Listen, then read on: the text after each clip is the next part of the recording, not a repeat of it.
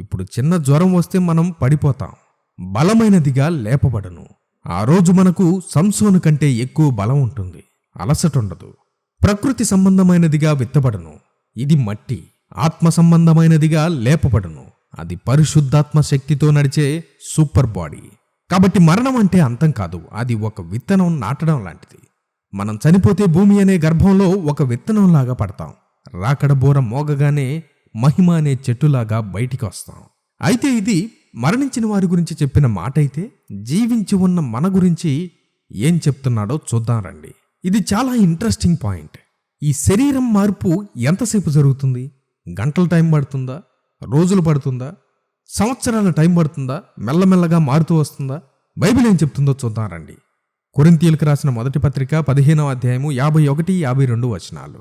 ఇదిగో మీకు ఒక మర్మము తెలుపుచున్నాను, మనమందరము నిద్రించము గాని నిమిషములో ఒక రెప్ప పాటున కడబోరం రోగగానే మనమందరము మార్పు పొందుదుము.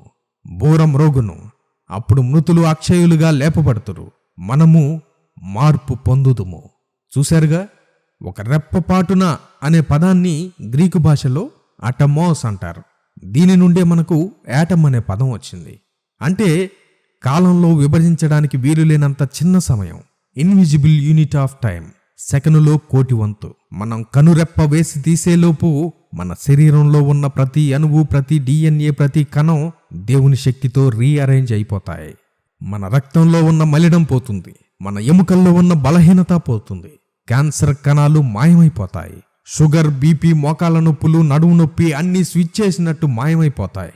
వృద్ధులు యవ్వనస్తులుగా మారిపోతారు. అంగవైకల్యం ఉన్నవారికి కొత్త అవయవాలు వస్తాయి. ఆ మృగం సైనికులు కళ్ళు తెరిచి చూసేలోపు మనం వాళ్ళ కళ్ళ ముందే మాయమైపోతాం. వాళ్ళు మనల్ని పట్టుకోలేరు, కాల్చలేరు, బంధించలేరు. ఇదే దేవుడు మనకిచ్చిన సూపర్ న్యాచురల్ ఎస్కేప్. ఒక గొంగళి పురుగును చూడండి, అది చెట్టు కొమ్మకు అతుక్కుని ప్రాకుతూ ఉంటుంది. దానికి ఎగిరే శక్తి లేదు, కానీ అది గూడు కట్టుకుని కొంతకాలం అయ్యాక ఒక అందమైన సీతాకోక చిలుకలాగా మారిపోతుంది. అప్పుడు దానికి గ్రావిటీతో పనే ఉంది, అది గాలిలో స్వేచ్ఛగా ఎగురుతుంది. ర్యాప్చర్ జరిగినప్పుడు మనకు కూడా జరిగేది అదే. ఈ మట్టి శరీరం యేసు ప్రభువుకు ఉన్నటువంటి మహిమ శరీరంగా మారిపోతుంది, గ్లోరిఫైడ్ బాడీగా మారిపోతుంది.